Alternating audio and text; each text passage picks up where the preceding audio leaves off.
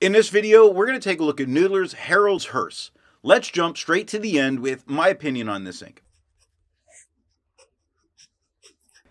This is an interesting kind of mustard brown. There's almost no tone variation by pen, so it's super predictable, and only the slightest bits of shading. You really get this very interesting tone the entire way through. Now, that could be boring, but we need to remember that boring is beautiful because we always know what to expect from an ink.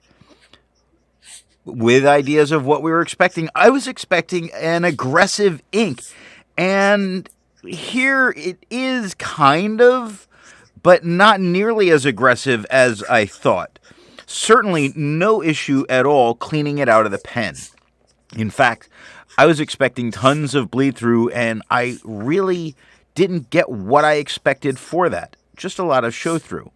At first, I was going to describe this as a baby poop brown, shooting up the back of that baby as it escapes the diaper that can't contain it.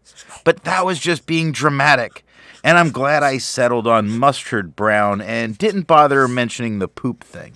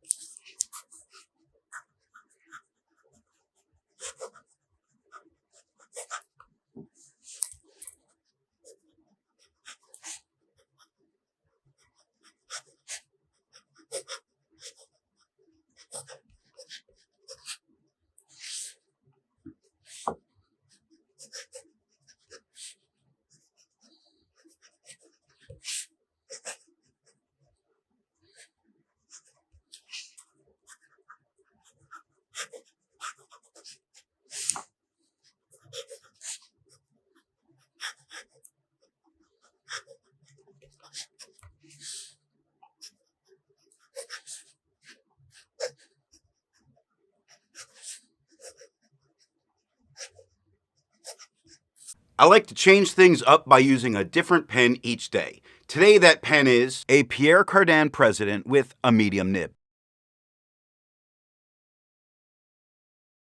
It's inked up, used for a day, and used to take the notes for this video. To see how I arrived at that opinion, let's take a look at the first writing sample done on Clairfontaine. Looking at the fine nib, we really see the tone that we saw before and are going to continue seeing. There will be only the slightest of variations that are going to occur. Now with this, we're not getting any kind of feathering. We're not getting any kind of spread. We do see the slightest bits at times of some shading. And I did say that there were some hints of it. And I think it shows a bit more here than in some other places.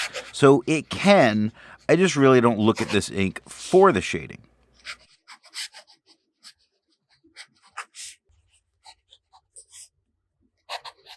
Looking at the broad nib, we see this is slightly darker than we had with the fine, and now we've settled at our tone. This doesn't feather, this doesn't spread, this has only the lightest hints of shading throughout it. You can easily spot a bunch of places that are a little bit darker. I'm not going to call this an ink to run to for shading, but I am going to say that it's going to give you enough of that little variation to, make it worthwhile. Looking at the stub nib, we get the same tone that we had with the broad. We get no feather. We get no spread. We get the same bits of shading throughout. You look at the bottom of the R on never, first word, and you see it just gets a little bit darker right there. Just underneath never and able, the beginning and of the E and the bottom swoop of that E a little bit darker. In finding the down swoop of the D going up into the I, a little bit darker. The dots of the I a little darker, so it can shade. Looking at the back of the page, you see that this was aggressive and got deeper into the paper, but it did not come through touching the page underneath. The ghosting's fair. You could probably write on the back of the page without too many difficulties. To have a range of experience, all of the writing samples are done with a Lamy All-Star with a fine nib,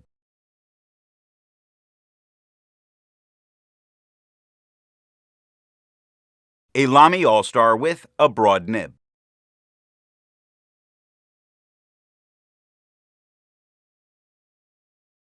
a Lamy Safari with a 1.1 stub,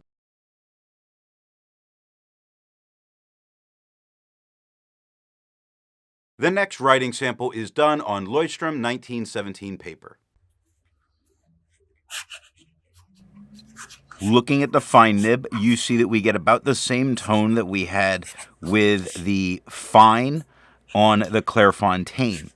Now we're getting no feather, we're getting no spread, we're getting a couple light touches of color or shading really happening there. You see it in pretty much each word just a little bit, but it's not something that I, want to say is very controlled to where you can know where you would expect shading.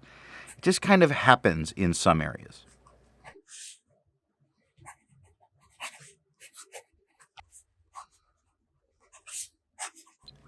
Looking at the broad nib, we get the same tone that we had on the Clairfontaine. We get no feather, we get no spread, so generally, from what I was expecting to be much more aggressive, this is doing very well. We even get some spots of shading that occur in that there are some darker areas. Again, it's not like you can say it tends to shade during the downstroke and a swoop to the right, which is where you normally expect your darkers. It just happens unexpectedly.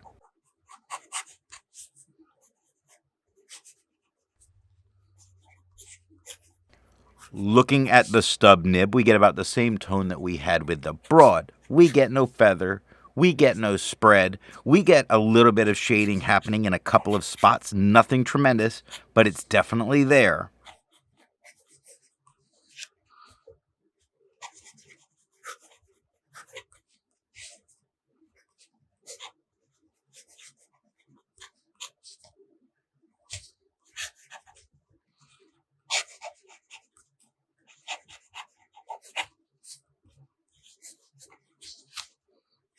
Looking at the back of the page, we get no bleeding, no ghosting, and no problems writing back here. I agree with Vita. There's a lot to learn by doing multiple chromatographies.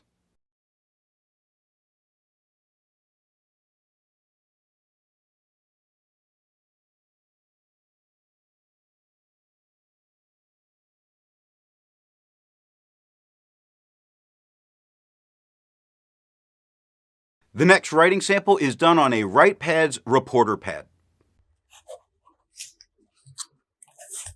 Looking at the fine nib, we get a little darker than we had with the fine on the Clairfontaine. It's closer to what we've gotten from most of the other writing. Now, we're not really getting any feathering. I mean, there's a couple spots you will see it happen. On the last line of the writing, you'll see it at the very beginning of bring, and you'll see it on the R of order. But not too much, really. No real spread. There's a couple of moments of shading, but that's about it.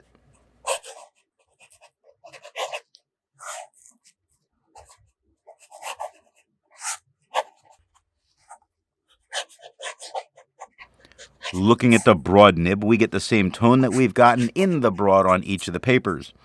We get no feather. We get no spread. We get a couple of moments that are darker. You could call it shading if you want. It's just random enough that I'm not sure, but yeah, I'll let it go because look, they don't pay me more money to hold back or to give out the shading compliments. I'll let them have it.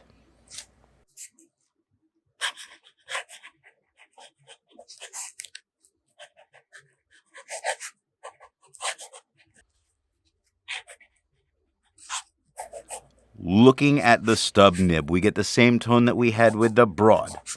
We get no feather, we get no spread, we get only a few moments of shading. Again, since nobody really pays me at all for it, it's not like I get paid extra to call it shading or not. I just think that there's a few moments that are a bit darker and showing nicely. You can call it shading if you would, I won't. How about that?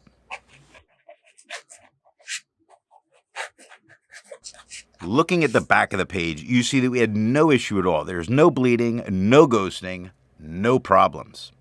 Resistance tests are done to see how this ink can be expected to perform on the page, and more importantly, how hard it may be to clean from your pen. This smear is allowed to dry for 3 days before testing it. And here we see the results of the resistance test.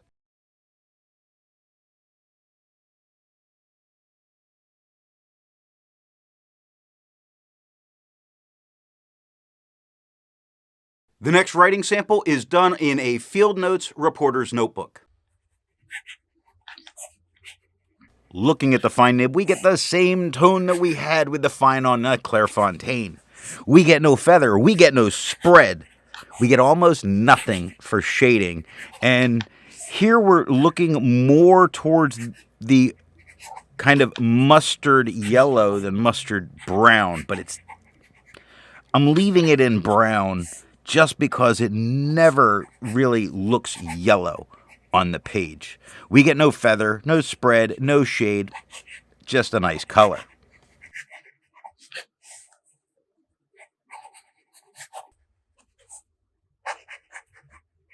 Looking at the broad nib, we get the same tone that we had with the broad on the Clairfontaine and every other paper. We get no feather, we get no spread. I'm going to take back the feather because I'm looking on the fourth line, the word velocity, where the ELO looks just a little, you know what, it's there, it's tiny, but it is there, way manageable. Shading, yes, there is some shading going on, not too bad actually.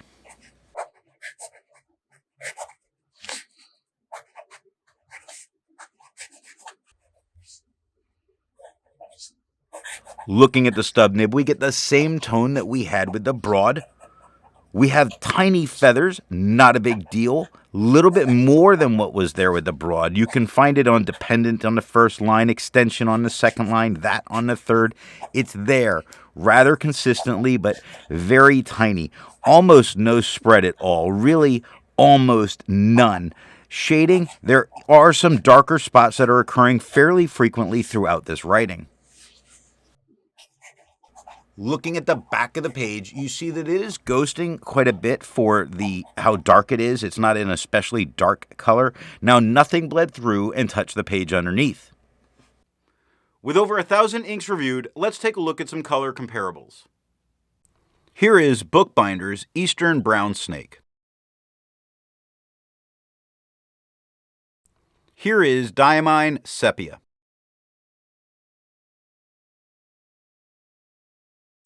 Here is Noodler's number 41. Here is Sailor Hakodate Gegon. The next writing sample is done in a Portage reporter's notebook. Looking at the fine nib, this is one of the darker tones that we've had with this ink. And it's more the paper than anything else. So this paper is going to act as kind of an oddball here. Now, it does feather, it does spread. Both of them, I think, are very manageable. It does shade. Now, on this paper, typically when we get shading, it means we're going to get some bleeding, so kind of expect that.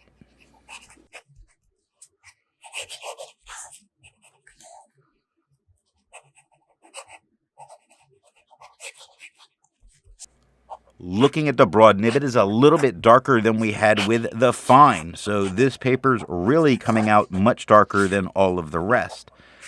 I say much, that's an exaggeration, just a little bit darker. It feathers a little, it spreads a little, it shades not bad, actually, and I'm hoping that it doesn't bleed through, but I don't have the highest expectations. I don't think this looks too bad in what's going on with the shading. I don't think all the same character is there with this color as it was on some of the other papers, though. Looking at the stub nib, we get the same tone as the broad. It does feather a little bit. It does spread just a little bit. It does shade just a little bit. More than a little bit. I think this is one of the nicer examples of how the shading is really happening. When you see another on the first line, you see it start in a mid-tone, gets darker at the N, lighter at the O into T. It's darker at the cross of the T, darker at the H, darker at the R with a light E in the middle. Very nice. It's shading beautifully here. Looking at the back of the page, you can see with that amount of show through, that's because it bled constantly onto the page underneath with all those dots. There's no using the back of this page. While it's nice to find other inks in the same color family, I'd prefer to find an ink that complements its color on the page. Here is a pink ink by Diamine, their Hope Pink. Here's a green ink by KWZ, their Iron Gall Green No. 1. Here's an orange ink by Noodler's, their V-Mail Operation Overlord. Here's a blue-black ink by Sailor, their Gentle Blue-Black. The next writing sample is done in an Office Depot reporter's notebook. Looking at the fine nib, we get a little lighter than we had on the last paper, just a tad bit darker than we had with the Clairfontaine. It does feather a little bit, it does spread a little bit, it does not shade at all. All three of these things we would expect with this paper, so I'm actually going to say it's not doing bad at all. And a frequent thing is when I get a tone that looks distinctly like nothing I've seen before on the page, that's very nice for fountain pen users.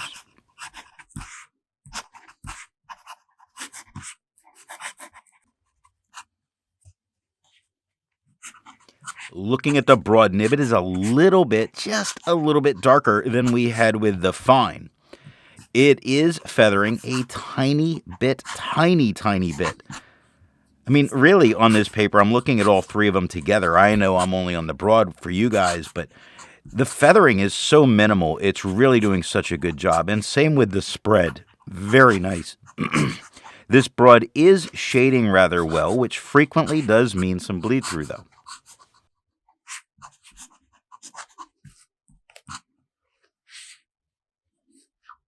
Looking at the stub nib, we get the same tone that we had with the broad. It does feather the tiniest bit. It does barely spread. It's hard for it not to do it on this paper, but it's really not doing very much. This ink on this paper is actually performing remarkably well. And even if it bleeds through and touches the page underneath, I think its performance is just very nice. When we see the page underneath, we see a ton of spots that were circled because it did bleed through and touch that next page. Seeing the back of the page, we have a reason to understand why with that extreme amount of ghosting. So what nib and pen do I think is going to give the best writing experience with this ink?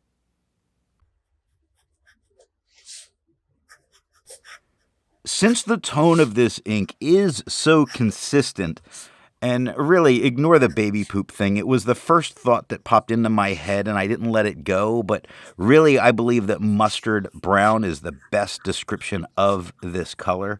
So I just don't want that to stick with people. The tone's so consistent, this could be a dealer's choice. Really, you know what you're going to get all the time, which is so good. But this ink can be a bit aggressive. So, for me, I would go for a drier medium or drier fine here, just because I already know what kind of tone I'm going to get and the expectation that can happen with it. This is a very nice color. It's just, I believe, a limited.